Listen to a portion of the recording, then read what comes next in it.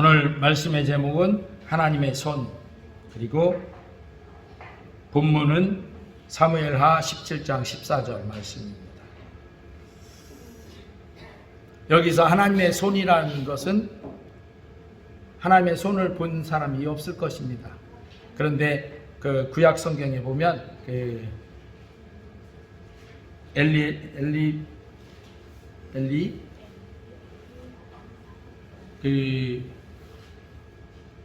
벨사살 왕이 그 왕궁의 벽에 써지는 그 말씀을 보고 그럴 때 하나님의 손이 나타나서 썼다라고 생각되어지는 그런 하나님의 손길을 의미하는 것입니다. 눈에 안 보이죠, 하나님의 손이.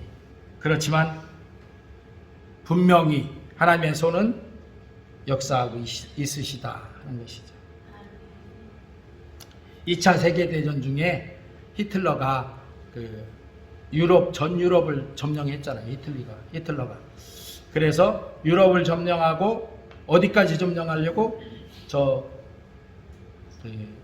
소련, 구소련이죠. 지금 러시아의 모스크바를 점령하려고 이제 히틀러가 그 군대를 끌고 막 북진하고 있었어요.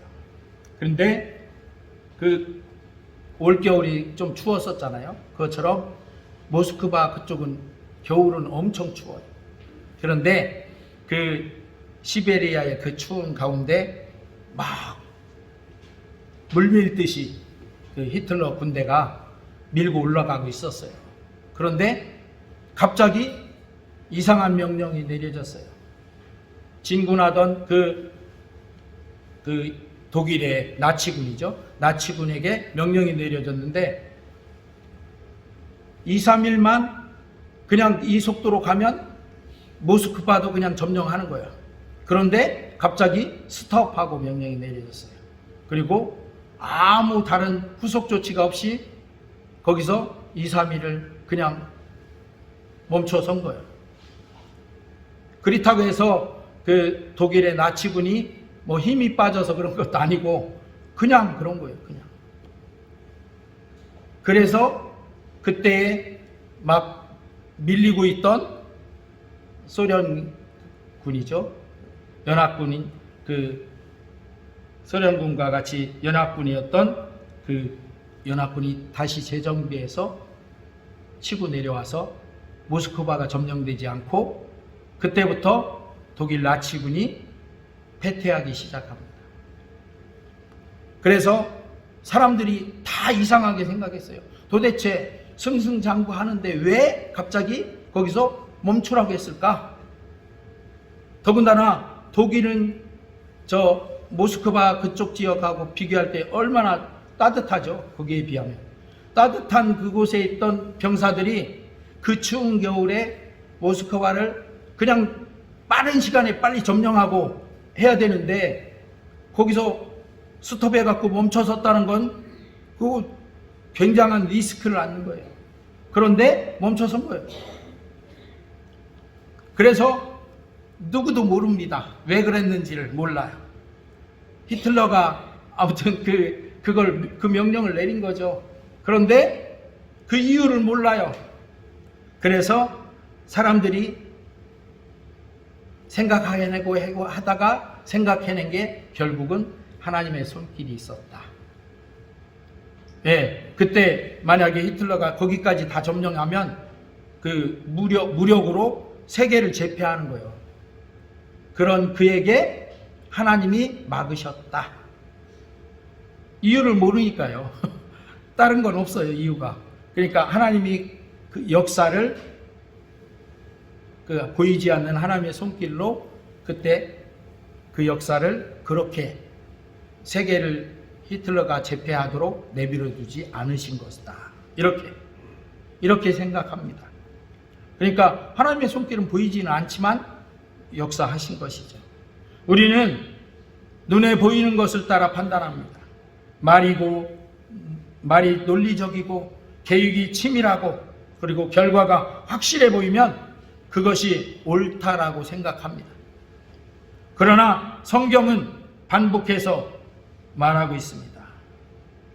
가장 지혜로워 보이는 계획도 하나님의 뜻 앞에서는 무너질 수 있다라고 말하고 있습니다. 사무엘하 17장은 칼도 또 기적도 등장하지 않습니다. 그러나 이 장 전체를 움직이는 주인공은 분명합니다. 바로 보이지 않는 하나님의 손이 움직이고 있다 하는 것입니다. 인간의 눈에 보기엔 가장 완벽해 보였던 계획, 그게 아히도벨의 계략이었어요. 그런데 그 아히도벨의 그런 계략은 당시에 누구와 비교를 하면 좋을까? 중국의 삼국지를 보면 제갈공명 있죠? 제갈공명을 전술에 전략에 대가라 해서 그렇게 하잖아요. 그것처럼 그때 당시는 아마 아히도벨이 이스라엘 안에서는 그런 사람으로 꼽혔었던 거예요. 그 아히도벨의 계략은 당시에 거의 하나님의 말씀처럼 여겨질 정도로였다라고 사무엘하 16장 23절 같이 읽겠습니다. 시작. 그때의 아히도벨이 베푸는 계략은 사람이 하나님께 물어서 받은 말씀과 같은 것이라. 아히도벨의 모든 계략은 다윗에게나 압살롬에게나 그와 같이 여겨졌더라.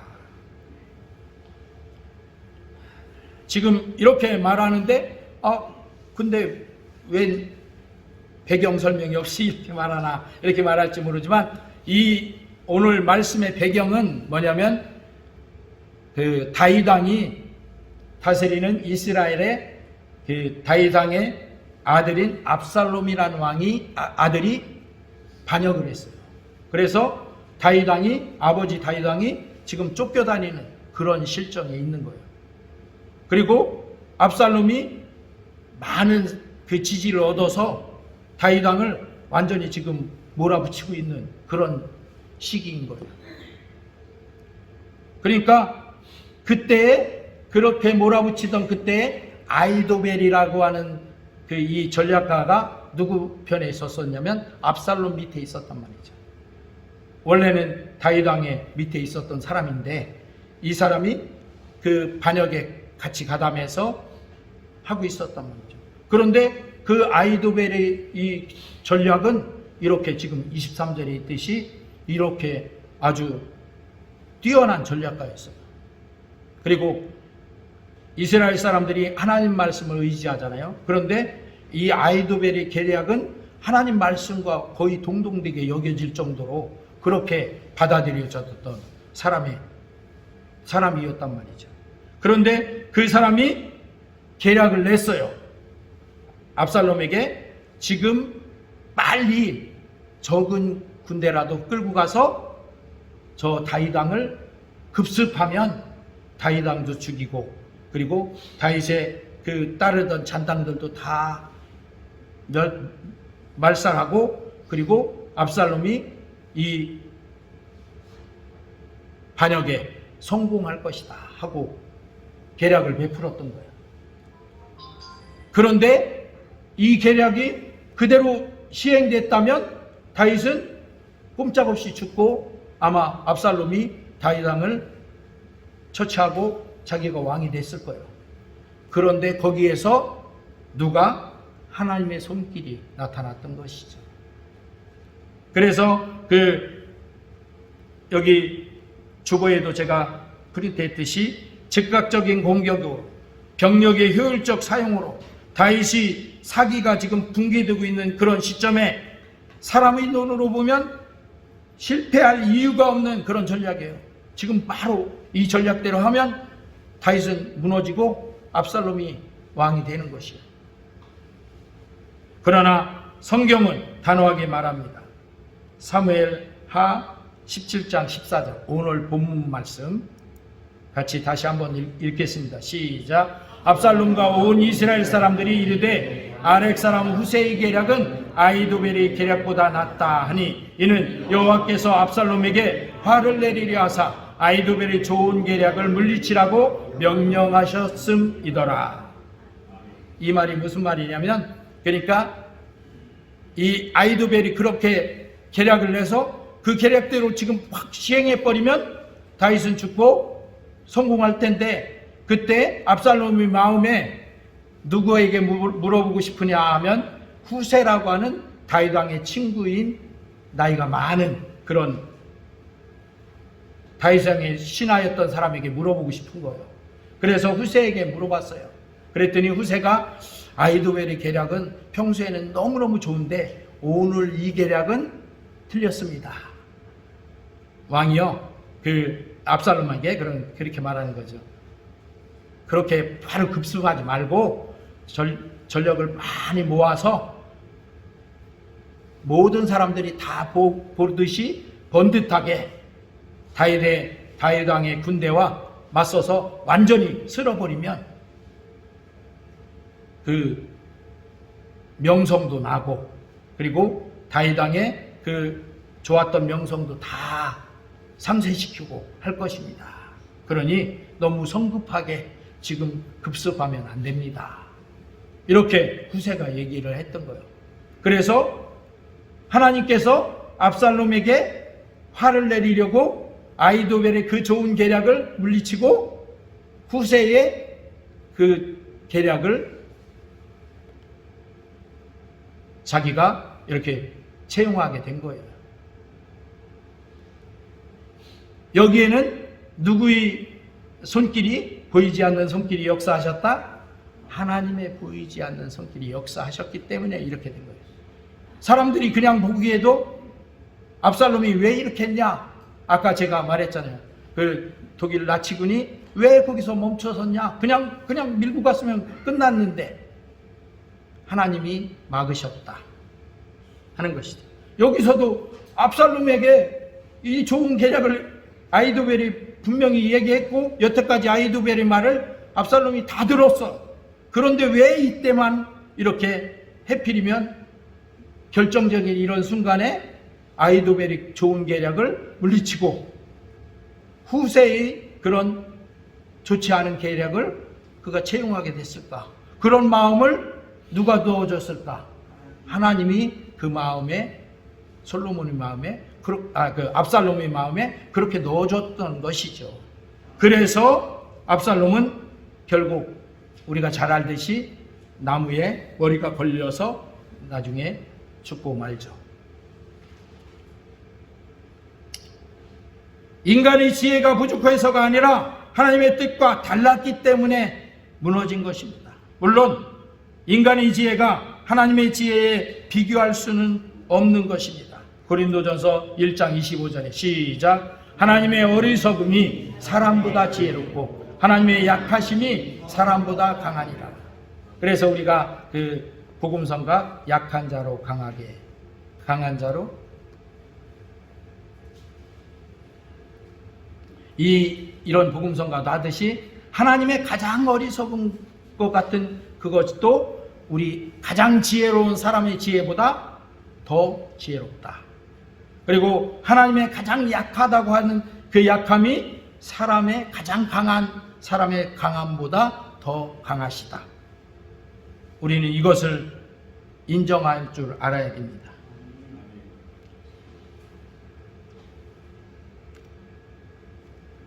그래서 우리는 여호와를 신뢰하고 우리의 모든 것을 맡길 수 있는,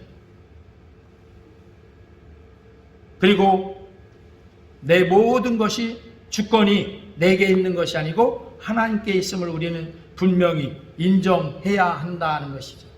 이 사람보다 지혜로우신 하나님의 지혜가 이렇게 잠언 16장 3절 말씀처럼 우리에게 이루십니다. 시작. 너의 행사를 여호와께 맡기라. 그리하면 네가 경영하는 것이 이루어지리라. 아멘. 아무리 지혜로워 보이고 획기적인 아이디어처럼 보여도 인간의 지혜나 아이디어가 하나님의 뜻을 뛰어넘을 수는 없다는 것을 우리가 꼭 분명히 알아야 된다는 것이죠. 그래야 하나님 앞에 맡길 수가 있는 것이죠. 내가 인정하지 않으면 안 맡기죠. 그러나 내가 인정하면 하나님 앞에 맡겨드릴 수 있다는 것이죠. 두 번째로 하나님은 조용히 그러나 정확하게 일하시는 하나님이시다 하는 것입니다. 하나님은 번개를 치시지 않았습니다. 후세의 그 조용한 말 한마디, 압살롬의 판단 하나를 사용하셨을 뿐이에요. 그래서 잠언 19장 21절 시작. 사람의 마음에는 많은 계획이 있어도 오직 여호와의 뜻만이 완전히 서리라. 많은 사람들이 계획이 있어도 거기에 여호와의 뜻이 완전히 세움 받는다 하는 것이죠. 눈에 띄지 않지만 역사의 방향은 이미 정해져 있었습니다. 하나님은 사람의 선택 속에서 자신의 뜻을 이루시는 분입니다. 그래서 우리는 이렇게 말합니다. 로마서 8장 28절 시작. 우리가 알거니와 하나님을 사랑하는 자 곧 그의 뜻대로 부르심을 입은 자들에게는 모든 것이 합력하여 선을 이루니라. 우리가 생각할 때는 이것저것 이렇게 하는데 그런 모든 것을 하나님은 하나님의 뜻에 맞춰서 사용해서 선을 이루어 가시는 하나님이시다. 할렐루야. 비행기가 구름 속을 날아갈 때 조종사는 시야를 잃는다고 해요. 그 햇빛, 강한 햇빛이 내리쬐고 그런 가운데서 다 보이는 게 똑같잖아요. 구름 위에 하늘. 어떤 걸 봐갖고 판단할 수가 없어요. 그래서 비행 조종사는 항공기의 자동 조종장치, 자동 항법장치라고 하는 그것을 사용한다고 해요. 이때 조종사가 내가 경력이 지금 40년, 50년인데 무슨 얘기야? 이거 필요 없어 하고 만약에 자기 경험을 그리고 자기의 경력을 의지하면 감각을 믿으면 그래서 조종하면 치명적인 사고가 난다고 해요. 그래서 조종사는 보이지 않는 자동 조종 장치와 계기판을 신뢰해야 한다는 것이죠. 우리 인생도 똑같습니다.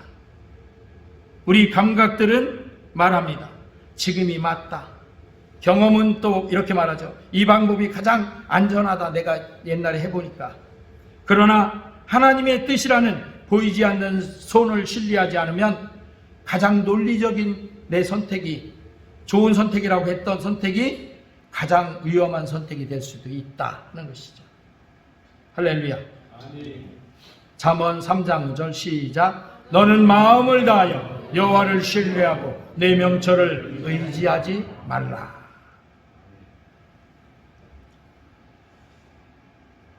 세 번째로 다윗은 몰랐지만 하나님은 이미 일하고 계셨어요. 다윗은 지금 압살롬이라고 하는 아들의 반역 때문에 막 몰려갖고 어떻게 될지 몰랐어요. 그렇지만 그 속에서 하나님은 지금 일하고 계신 거예요.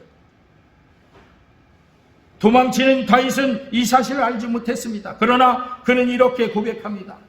시편 57편 2절 시작. 내가 지존하신 하나님께 부르짖으며 곧 나를 위하여 모든 것을 이루시는 하나님께로다. 다윗은 오직 하나님 앞에 이렇게 부르짖고 맡긴 것이죠. 상황을 보지 않고 하나님의 손을 신뢰하는 법을 배운 사람이었던 것입니다.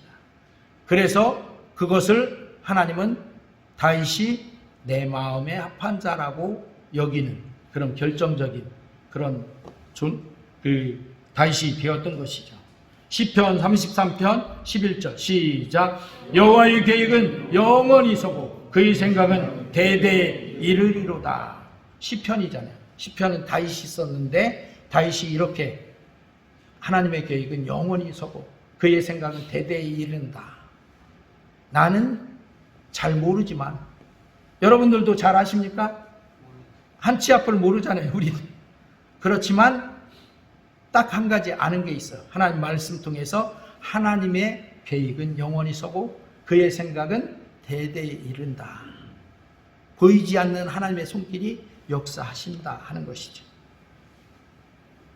우리는 누구의 계획을 따를 것인가 하는 것입니다. 오늘 우리는 선택의 기로에 설 수 있습니다. 세상에서는 가장 지혜로워 보이는 그런 길, 그러나 하나님의 뜻과는 다른 길. 그렇다면 우리는 그것이 아무리 지혜로워 보이고 완벽해 보여도 그것을 따라가서는 안 됩니다. 하나님의 뜻을 따라가야 되지. 하나님은 그런 우리에게 오늘도 묻고 계십니다. 요한복음 14장 15절 말씀처럼 시작. 너희가 나를 사랑하면 나의 계명을 지키리라. 이 말씀이 뭐냐면 하나님의 뜻이, 하나님의 계명이 기록된 하나님의 말씀을 지키는 사람이 하나님을 사랑하는 사람이다 하는 것이죠. 보이지 않는 하나님의 손을 신뢰하겠는가? 아니면 보이는 인간의 계산을 따르시겠는가? 오늘 이 시간 이렇게 결단하기를 초청합니다. 주님, 내 판단이 아니라 주님의 뜻을 따르겠습니다. 보이지 않아도 주님의 손을 신뢰하겠습니다. 한번 주보에 그렇게 되어 있으니까, 프린트 되어 있으니까 같이 우리 한번 이 결단에 이 초청을 이렇게 내가 받아들이겠습니다 하는 마음으로 같이 읽겠습니다. 시작. 주님, 내 판단이 아니라 주님의 뜻을 따르겠습니다. 보이지 않아도 주님의 손을 신뢰하겠습니다. 잠언 20장 24절이 이렇게 말씀합니다. 시작. 사람의 걸음은 여호와로 말미암나니 사람이 어찌 자기의 길을 알 수 있으랴. 우리의 길을 내가 걸어가면서도 잘 몰라요. 그러나 하나님께서는 알고 계시고 인도하신다. 그 하나님 앞에 그 하나님의 뜻에 맞게 맡겨드리자 하는 것입니다. 하나님의 손은 보이지 않지만 하나님의 뜻은 언제나 역사의 방향을 바꾸시는 그런 하나님의 손길이다. 그 하나님의 손길에 나를 맡겨드리고 가장 좋은 하나님의 그 역사하심 속에 내가 함께하는, 동행하는 그런 믿음의 삶을 살아가시는 성강교회 성도님들 다 되시기를 주의 이름으로 축원합니다.